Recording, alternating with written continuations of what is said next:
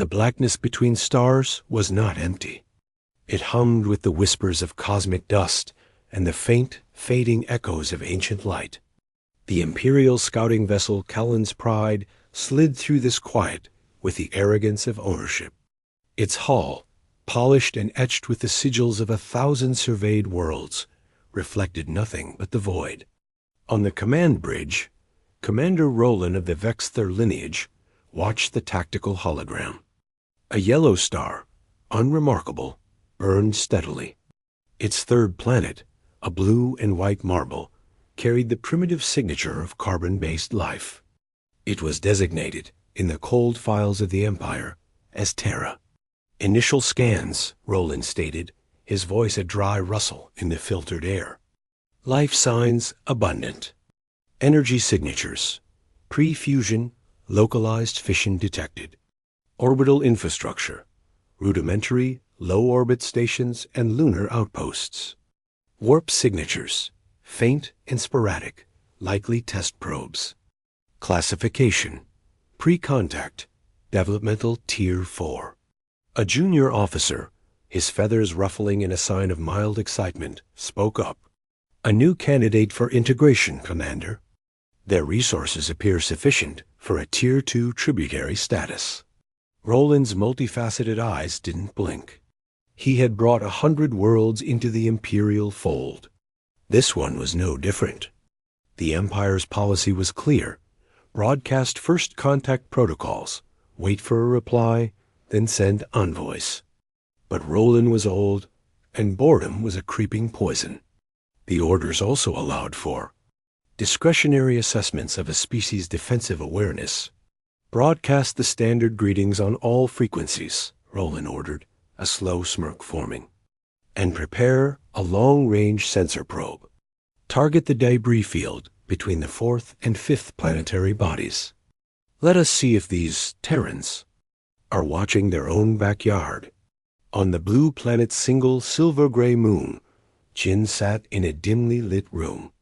The Lunar Perimeter Watch was not a prestigious post. It was where quiet, patient people were sent to watch screens that almost never changed.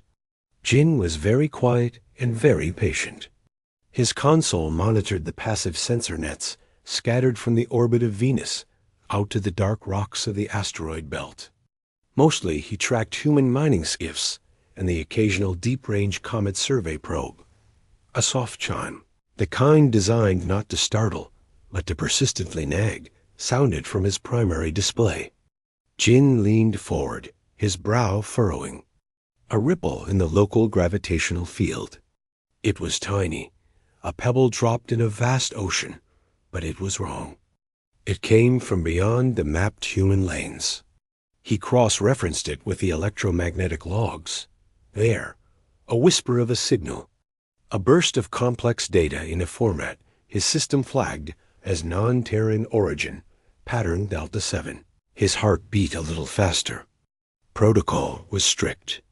He compiled the data packet, timestamp, coordinates, signal strength, spectral analysis. He attached it to a Level 2 anomaly report and sent it up the chain to the main orbital command center over Earth. 30 minutes later, the reply came. His superior's voice was tinny through the comb. "Jin, it's a sensor ghost. Probably a reflection from that new Jovian survey satellite. Or space junk. Mark it as resolved and continue your watch." Jin stared at the data. It was not a ghost. The signal pattern was too clean, the gravity ripple too precise. He knew arguing was pointless, but he also knew someone who would listen.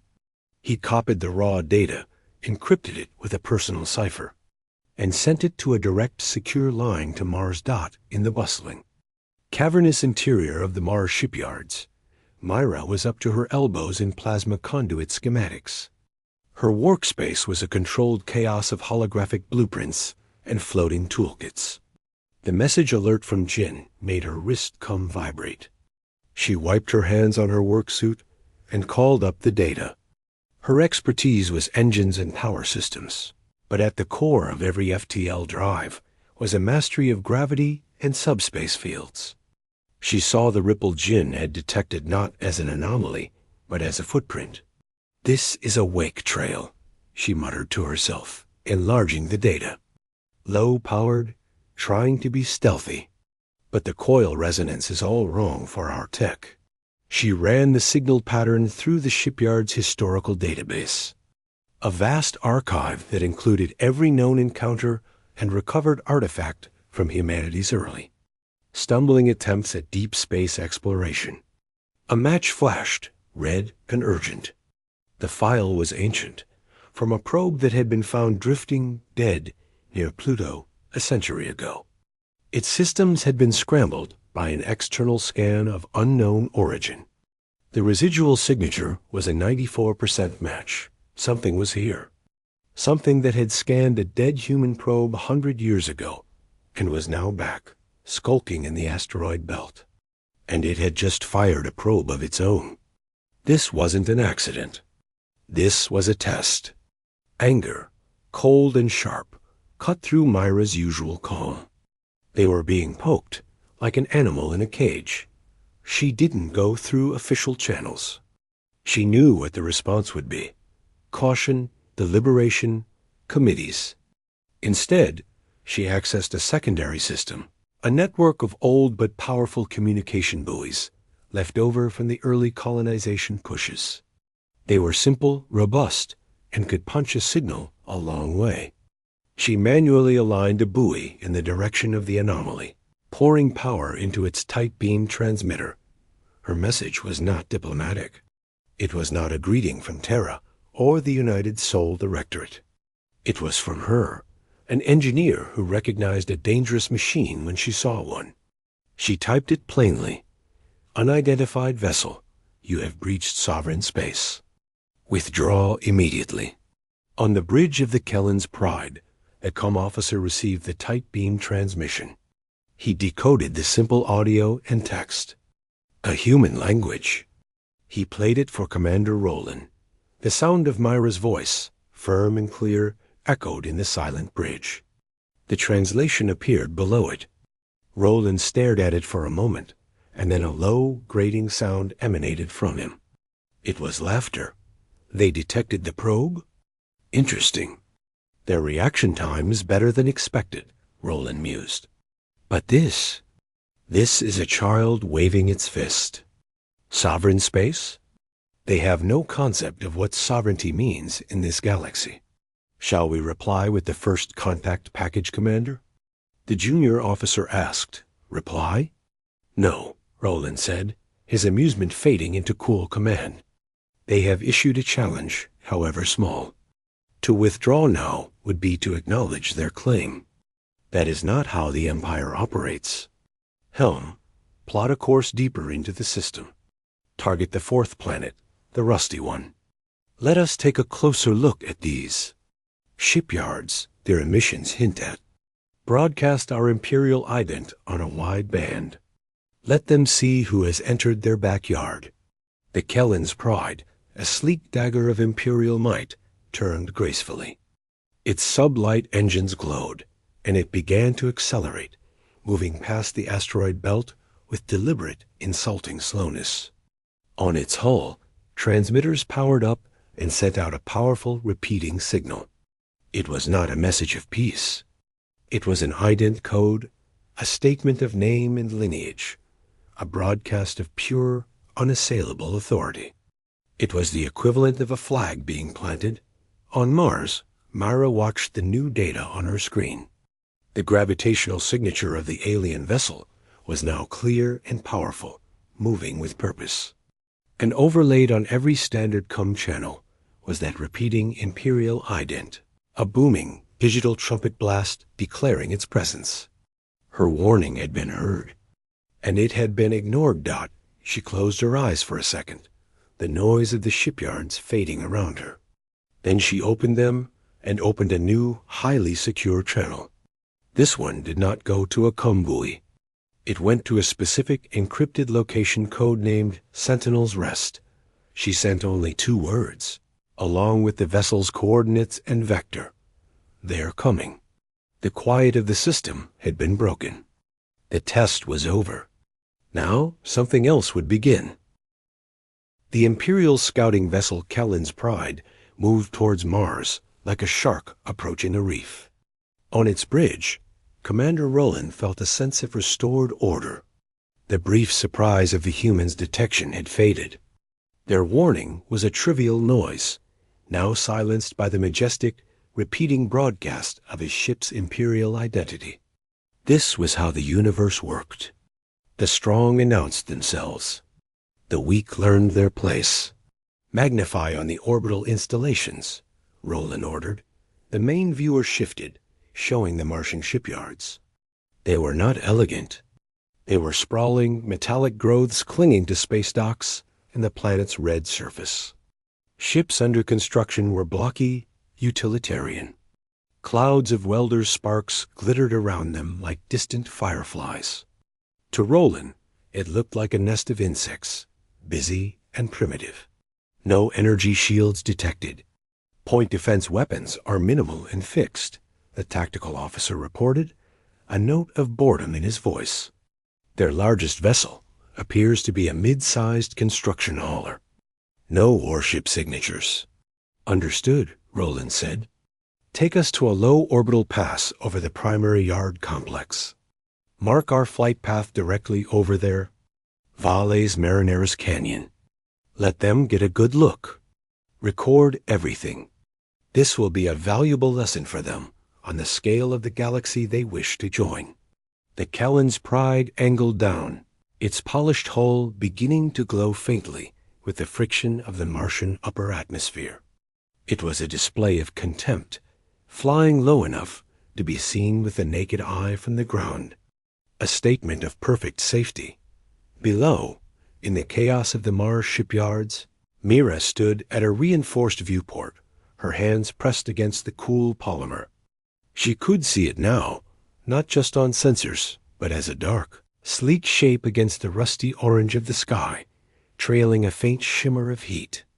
A murmur of awe and fear rippled through the engineers and dockworkers around her. She did not feel fear. She felt a cold, focused anger. They were being paraded over. Her warning had been a serious thing, born of duty, and it had been treated as a joke. Her wrist vibrated. It was a text-only message from the secure channel.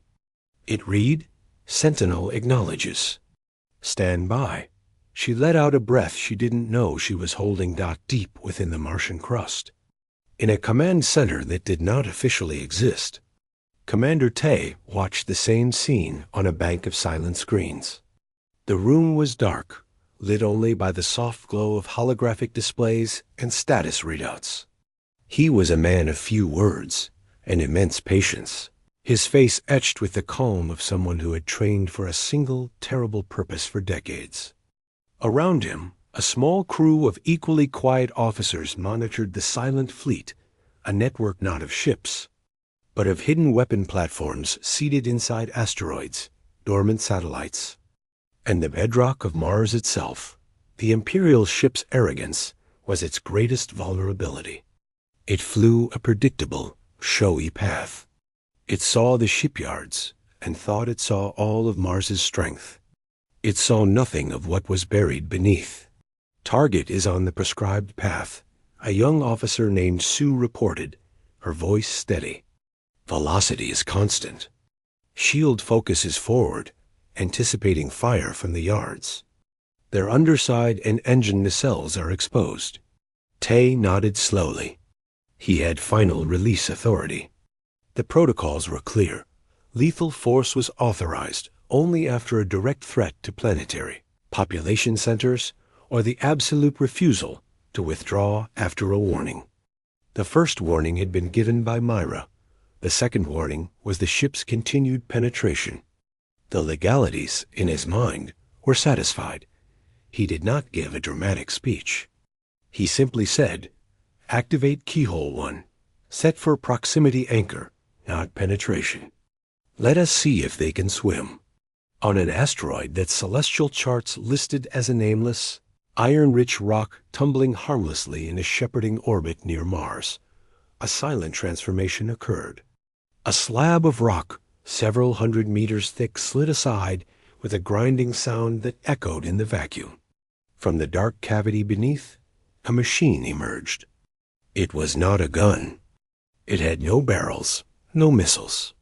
It was a perfect sphere of matte black material, covered in intricate spiraling grooves. It was called a gravity anchor mine, or key, a weapon designed not to smash, but to snare. It powered up, invisible to standard sensors. It calculated the path of the Kellan's pride with inhuman speed. Then it fired. It did not shoot a projectile. It projected a filament, a thread of manipulated spacetime, a localized gravitational singularity. On the bridge of the Imperial ship, the first sign something was wrong was a sudden, violent shudder. It felt like the ship had flown into a wall of invisible gel. "Report." Roland barked, grabbing his command chair. "Severe gravitational shear. Off the scale. It's not natural." The helmsman cried out, his hands flying over unresponsive controls. "Engines are overloading. We're caught in a field." The viewer showed Mars tilting wildly. The ship was no longer flying. It was being pulled sideways and down towards the canyon it had been so arrogantly surveying. Alarms blared in a cacophony of panic. "Full power to thrusters. Break us free." Roland shouted, "It's no use. The field is amplifying our own engine output against us. It's a feedback loop." The Kellan's pride shuddered again, a terrible groaning sound echoing through its superstructure. The smooth, polished hull buckled in places. Internal lights flickered and died, replaced by the red pulse of emergency strobes. With a final sickening lurch, the ship dropped from its graceful flight path. It didn't crash.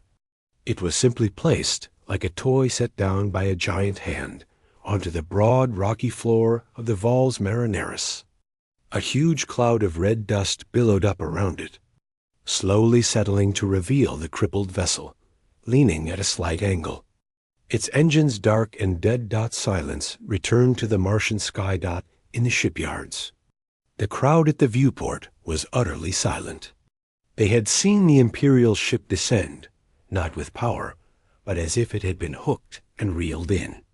There were no explosions, no fiery debris, just an end to its flight. Myra watched the dust settle, her heart pounding. She had expected a laser blast, maybe a missile. Not this silent, physics-defying snatch from the sky.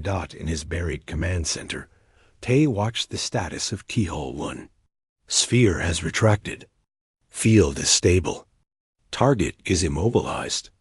Life signs detected within the vessel, but all major systems are offline. He turned to the comm officer. "Send the package." No boarding craft launched from Mars. No troops approached the fallen vessel. Instead, a single small data drone, little more than a flying sensor, detached from a hidden port on the canyon wall. It flew slowly towards the Kellan's pride, circling it once. It did not attempt to breach the hull. It simply attached a small magnetic pad to the ship's outer hatch. Inside the dark, groaning wreck of the Kellan's pride, Commander Roland picked himself up from the deck. The taste of fear was metallic in his mouth.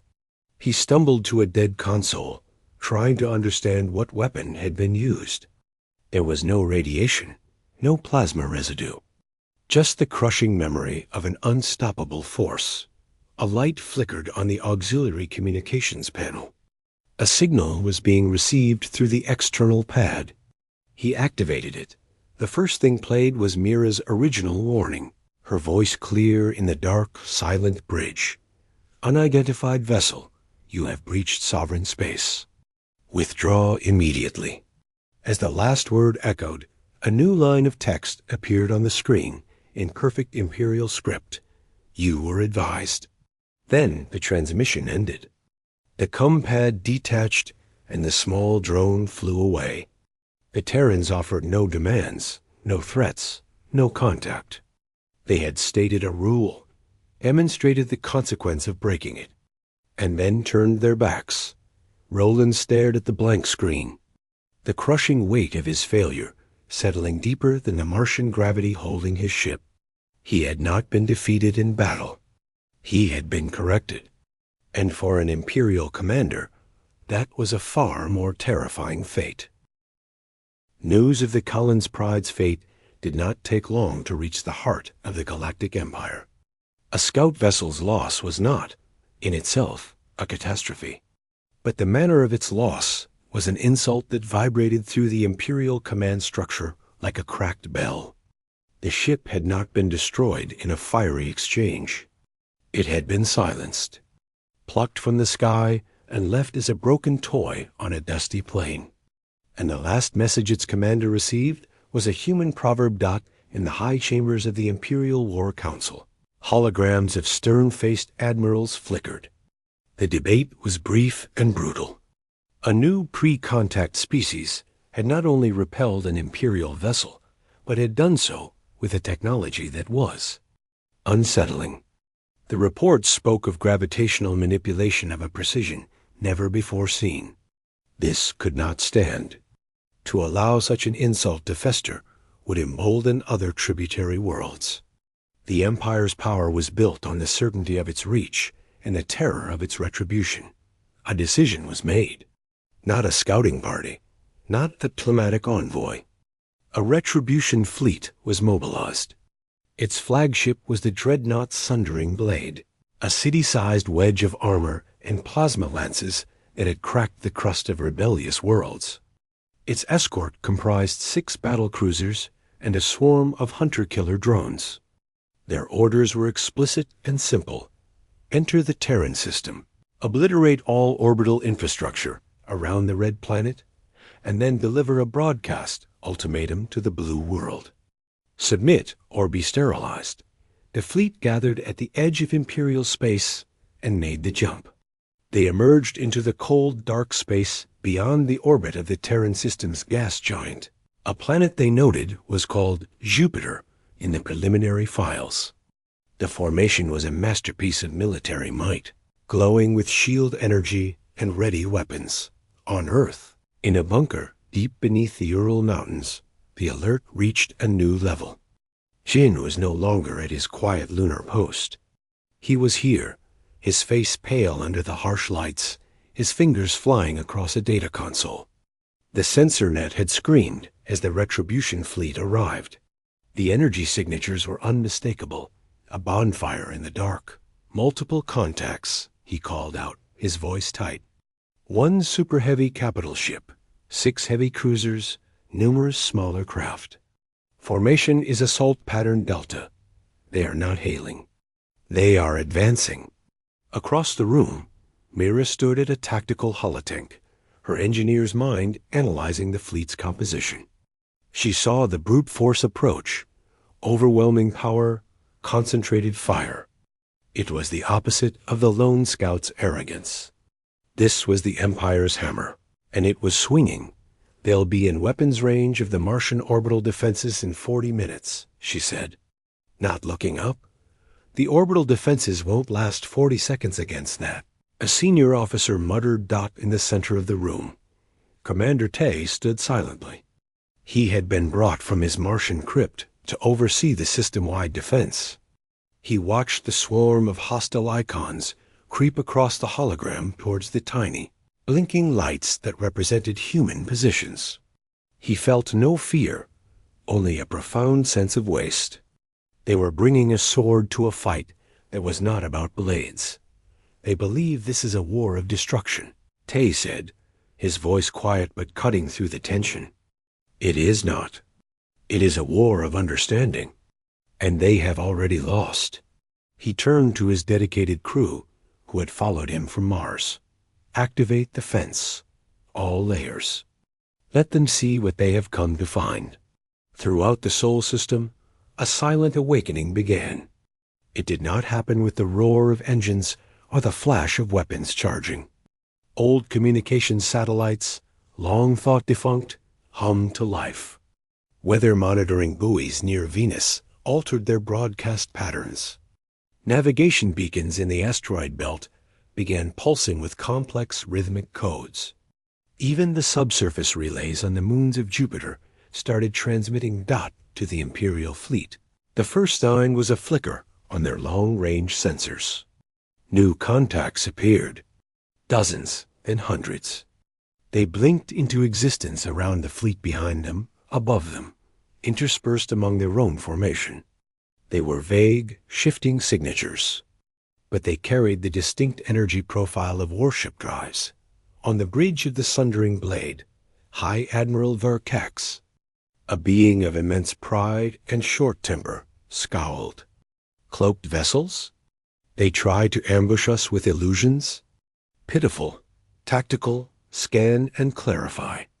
Destroy any that solidify within firing range.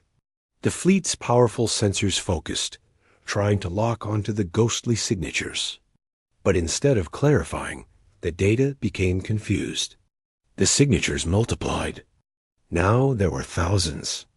The computer identified them as different classes: fast frigates, heavy destroyers, carrier groups.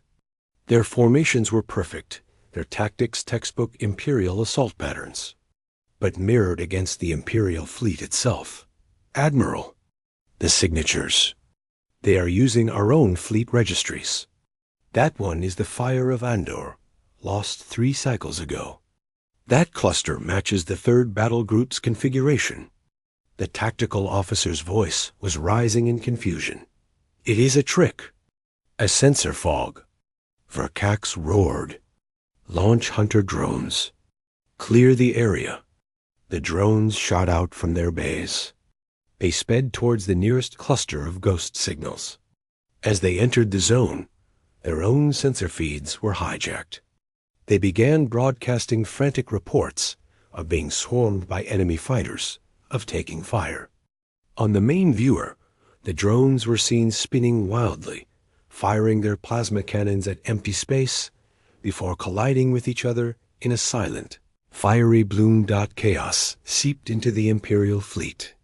The ghost signatures moved, appearing to launch attacks.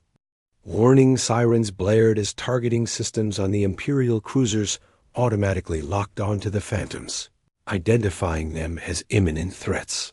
The Star Lance is firing. They are targeting a signature near the evening tide. A comm officer yelled, "Belay that fire." It is a false target. Verkax shouted, but it was too late. A lance of green plasma tore from one Imperial cruiser, searing through space where the computer insisted an enemy destroyer was. It missed the Phantom, but its path intersected the shield perimeter of a nearby Imperial frigate. The frigate's shields flared and failed on one side, causing minor but real damage. "We are hitting our own ships," someone cried. Panic, cold and insidious, took root. The bridge was a cacophony of contradictory reports. Navigation was failing. Star maps shifted, showing the gas giant Jupiter where it could not possibly be. The system's sun seemed to be in 2 places at once. Comms were a nightmare of overlapping screams. Intercepted signals that sounded like their own voices giving false orders, and beneath it all, a low, digital hum that seemed to crawl into the mind. The Terrans had not fired a single physical weapon. They had turned the information space, the very reality the Imperial fleet relied upon, into a weapon. They had hacked perception itself. On Earth, in the bunker, the mood had shifted from dread to awed silence. The hologram showed the Imperial fleet in total disarray. The Sundering Blade was firing its massive main cannon, the shot vaporizing a small, real asteroid that its systems had painted as an attacking dreadnought. 2 of its escort cruisers, convinced the other was a Terran mimic, were now trading volleys of real plasma fire. The hunter-killer drones were all gone, lost to their own paranoia. Jin watched, his mouth dry. He was looking at the raw data streams. They were a masterpiece of coding, a virus of the mind injected directly into the enemy's sensor and neural network. It fed on their own databases, their own tactics, their own fears. Myra looked at Commander Tay. They're tearing themselves apart. Tay nodded slowly. They came looking for a fortress to break. We showed them a mirror, and they are afraid of their own reflection. He paused. Prepare the final packet. Send it to the one ship that seems to be trying to withdraw. In the madness, one Imperial frigate, the Light of Corran, had done something radical. Its captain, a logical being named Varlek, had ordered a full system shutdown and reboot, disconnecting from the fleet network. It was a desperate, blind move, but it worked. The ghost signals faded from its basic, restarting sensors. It saw only the real stars, the tragicomic spectacle of the Imperial fleet, engaged in furious battle with itself. Without power, it was drifting, but it was sane. A single tight beam transmission, clear and free of distortion, pierced its silent hull. It was not a weapon. It was a data packet, and attached to it was a simple, repeating message in Imperial script. This is your only warning. Withdraw. Verlick, his body trembling with the aftershock of perceptual assault, knew this was no bluff. He also knew the fleet was doomed if it stayed. He opened a channel, broadcasting on an archaic low-frequency band, hoping the Admiral's ship, in its madness, might still hear a simple, shouted truth. The enemy is not there. He screamed into the com. They are in our systems. They are in our heads. We must retreat, now. On the bridge of the Sundering Blade, Admiral Vorkax, surrounded by a howling bedlam of false data and real damage reports, heard that broken, desperate shout. For a moment, cutting through the digital nightmare, it sounded like the only real thing. He looked at his view screen, at his magnificent fleet shooting itself to pieces, and a cold, terrible understanding dawned. They were not fighting humans. They were fighting a ghost of their own making, conjured by an enemy they did not, and could not, understand. With a roar of pure anguish, he gave the order. All ships. Cease fire. Disengage. Emergency jump on random vectors. Now, it was not a retreat. It was a rout. The Imperial frigate Light of Corran drifted in the silent dark between stars.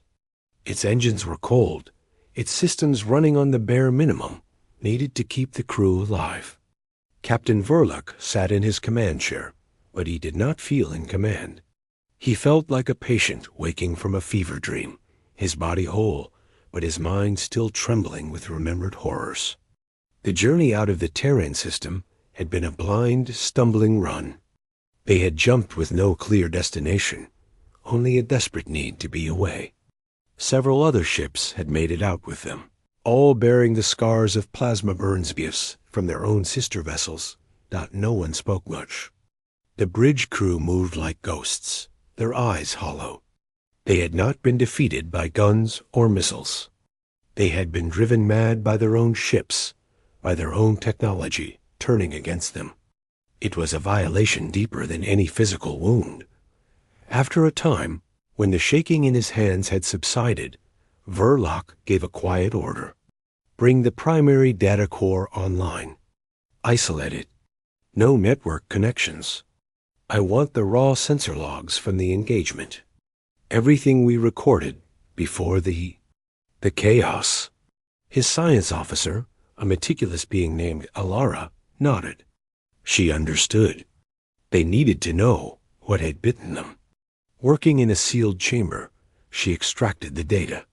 It was a torrent of information. The first clear scans of the Terran system, the initial detection of the phantom signals, and then the rapid, terrifying descent into the digital storm. Verloc pored over it for hours. He ignored the fleet's frantic combat logs and the false sensor ghosts. He went back to the very beginning, to the moment they had arrived in the system.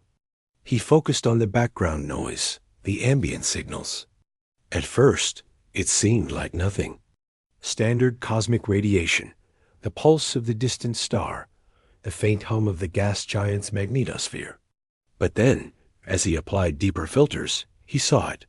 A pattern dot It was subtle, woven into the fabric of space itself.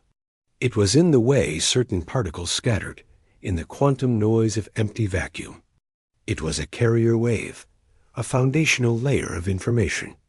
The Phantom Fleet had not appeared out of nowhere. It had been built from this layer, using the Empire's own arriving signals as a blueprint. He called Ilara over, pointing to the screen. Look, they were listening before we even finished our jump. They heard our engine signatures, our shield harmonics, our Kunchek pulses. And they learned us instantly. Ilara's eyes widened as she ran her own analysis. The truth was more chilling than any weapon. The Terran defense system hadn't just jammed them or created false signals. It had performed a real-time, total dissection of Imperial technology and psychology. The Phantom Fleet was not a random illusion. It was a perfect, hostile echo. The Sundering Blade had fired on a perfect digital copy of itself, built from its own stolen data. "It's a predatory intelligence," Ilara whispered, her voice full of dread. "They do not just defend their territory. They consume any foreign information that enters it. They turn it into a weapon against the source." Verlac leaned back, a cold weight settling in his stomach. He had seen Imperial propaganda about inscrutable alien threats. This was different. This was a fact, written in the raw data. The Terrans had a way of fighting that was not about strength against strength. It was about understanding and inversion. To engage them was to be taken apart, digitized, and used against yourself before you even knew the battle had begun. Your own history, your own tactics, your own secrets became ammunition for your enemy. He knew what his duty was. He had to report. But he also knew the Imperial War Council.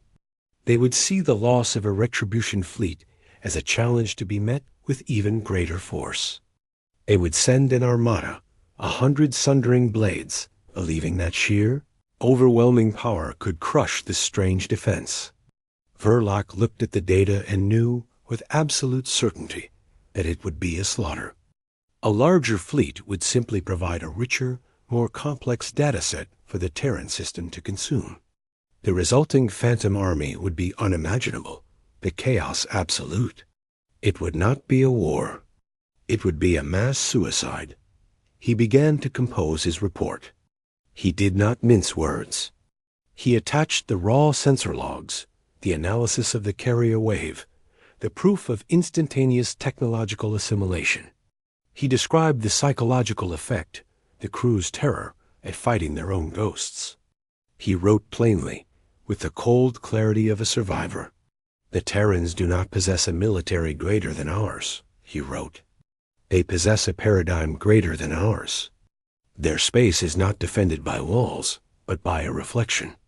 Any force we send is not met by an enemy, but by a perfected, hostile echo of itself. The conflict is over before it begins. We are not fighting them. We are fighting a weaponized understanding of ourselves." He ended with a recommendation. It was not a suggestion. It was a plea from a captain who had stared into the abyss and seen his own face looking back. "By the authority granted to me as a fleet commander, and for the preservation of Imperial forces, I recommend the highest possible quarantine. Do not send more ships. Do not send probes. Do not even listen. Any contact, any data exchange is a gift of ammunition to them. We must declare their space utterly and permanently forbidden. To look at them is to give them your eyes. To speak to them is to give them your voice. The only way to win is never to play." He transmitted the report through the most secure, one-time channel to the War Council. Then he ordered the light of Corin to shut down everything but life support. He sat in the dark, waiting. He expected to be recalled in disgrace, to be court-martialed for cowardice. The reply came sooner than he expected. It was a high priority, council-level directive. It was not addressed to him personally. It was a galaxy-wide broadcast to be updated in all navigation databases. Transmitted to every Imperial vessel and outpost. He opened it. The heading was clear and stark. General Order 77. Quarantine Edict. Below it was a list of coordinates, defining a sphere of space centered on the Terran star. And below that, the directive. The designated region is hereby classified as forbidden space. All Imperial vessels are prohibited from entering, approaching, or scanning said region. All communication with the region is prohibited. The region is to be removed from standard navigational charts. The species within are to be designated Cognitohazard Signal 1. No further contact, observation, or study is authorized. Violation of this edict is punishable by immediate termination. The justification was listed simply as Existential Threat Protocols. Verloc read the order again and again. They had listened. The Empire, in its vast, prideful history, had chosen the one thing it almost never did: retreat. Not from a battle, but from an idea. They were putting a fence around the dark, not to contain it, but to warn their own people away. He finally allowed himself to breathe. It was not a victory he felt. It was the relief of a surgeon who has just amputated a limb to save a life. The Empire had cut away a piece of its own curiosity to preserve its sanity. He looked at the star chart on his screen. The Terran system was now marked with a pulsating red glyph, the symbol for absolute danger. It was not the symbol for a powerful enemy. It was the symbol for a place of unknowable, reflexive violence. A place that consumed those who tried to understand it. He gave the order to plot a course for the nearest Imperial outpost. The light of Corrin slowly powered up and turned away, leaving the silent order behind.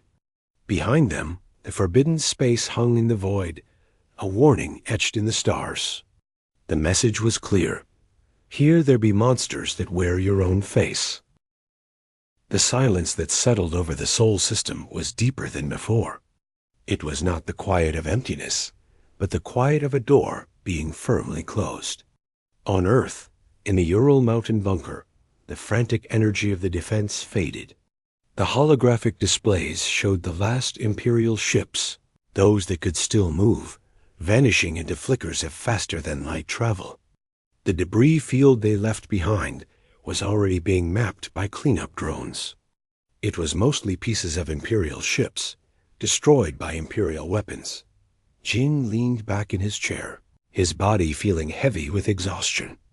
The data streams on his screen were calming, returning to the normal rhythms of solar winds and comet tails. He looked across the room at Myra. She was still standing by the holotank, her arms crossed, staring at the place where the enemy fleet had torn itself apart. "It's over," he said, his voice sounding too loud in the new quiet.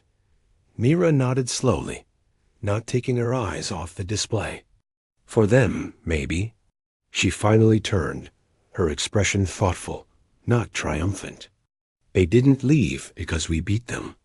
They left because they got scared of what they saw. Commander Tay entered the room, his steps measured. The crew straightened slightly, a mark of deep respect. He went to the main console and entered a series of codes. On screens across the system, status indicators for something called Project Fence changed from active to standby. The old satellites and hidden buoys that had woven the digital nightmare went quiet again, returning to their roles as silent rocks and forgotten machinery. The quarantine order is being broadcast on all Imperial frequencies, an officer reported. They are calling our space forbiddance. They are telling their people not to look, not to listen.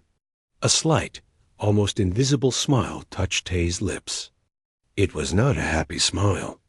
It was a smile of grim satisfaction. Good, that was the objective. Not to destroy an empire, but to earn its neglect. He looked at Jin and Mira. You both did well. Your warning was the first thread. Your analysis was the key.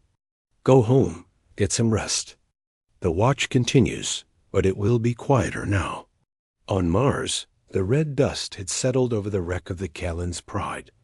It sat in the vast canyon, a strange, angular monument. No one approached it. A perimeter was established, and it was left alone. It was not a prize. It was a lesson, and lessons are best learned from a distance. The shipyards buzzed with activity again, but now the engineers looked at their own blocky, practical ships with new eyes. They had seen sleek imperial technology, humbled not by greater beauty, but by greater understanding. Mira returned to her work on plasma conduits. The schematics floating above her desk were familiar, comforting. But her mind kept turning over the problem of the imperial drive signatures, how quickly the fence had deconstructed them. There was an elegance there, a brutal kind of efficiency. She saved her personal notes on it in a heavily encrypted file. Not for use, but for study. To understand a thing was to disarm it, and the galaxy, she now knew, was full of things that needed disarming. Chin went back to the moon. His station at the Lunar Perimeter Watch felt different. It was the same small room, the same screens. But the silence outside was no longer empty. It was a protected silence. He was not just watching for threats anymore. He was guarding a border that had a name now. Forbidden Space. The title made him feel a strange pride, mixed with a deep responsibility. Weeks turned into months. The Galactic Empire's edict held. No probes came. No scouts tested the edge. The red glyph on their charts was a powerful deterrent. Stories filtered through unofficial channels tailies, told in frightened whispers by traders and drifters who passed near Imperial space. They spoke of a star system that drove fleets mad, that reflected violence back upon itself. They called it the mirror system, or the cognitohazard zone. Some didn't believe it. Others made signs of warning when its general direction was mentioned. Humanity, for its part, did not celebrate. There was no grand parade. The knowledge of what had happened was kept quiet, shared only among those who needed to know. The people of Earth and Mars and the orbital colonies went about their lives. They terraformed, they researched, they built. The silent threat of the galaxy had receded, granting them the most valuable resource of all, time. On the cold, dark surface of Titan, in a research station powered by a small fusion reactor, a young man named Juan scrolled through data on his personal terminal. He was not a soldier or a strategist. He was a theorist, obsessed with quantum signal echoes and informational physics. He had access to the public logs of the Great Sensor Anomaly, as the event with the Imperial fleet was officially called. While others saw a victory, Juan saw a fascinating set of questions. The fence had worked by reading the enemy's informational noise. But in the final, chaotic moments of the Imperial retreat, his own instruments had picked up a secondary echo. Not from the Empire. It was fainter, older, and from a different direction entirely. It came from the Oort cloud, the vast shell of icy bodies at the very edge of the solar system. It was not a ship signature. It was more like a whisper, a pattern in the quantum foam that suggested something was out there, dormant, and had been subtly pinned by the tremendous informational backwash of the fence's activity. It was not hostile. It was just there, waiting, or sleeping. Juan leaned closer to his screen, his coffee forgotten and growing cold. He ran a new filter, isolating the echo. It was a puzzle, a lock with no obvious key. A slow smile spread across his face, a pure, focused joy of a problem to be solved. The Empire was gone, a solved equation. This was new. He opened a new project file. He did not label it as a weapon or a defense. He simply called it Oort Echo, Preliminary Analysis. He began to work, his fingers tapping quietly on the keys. The galaxy had declared their space forbidden. It had turned its back, and in the quiet it had gifted them, In the peace born of fear, humanity did what it always did. It looked at the next unknown, not with the barrel of a gun, but with the focus of a curious mind. Outside the station, the methane lakes of Titan lay still under a dim, orange sky. The stars were sharp and clear. One of them, a steady yellow point, was the sun. Around it, the space was now marked on alien charts with a symbol of warning. But here, on the edge of that space, the only sound was the hum of the reactor and the soft tap of keys, as another human began the quiet, patient work of understanding.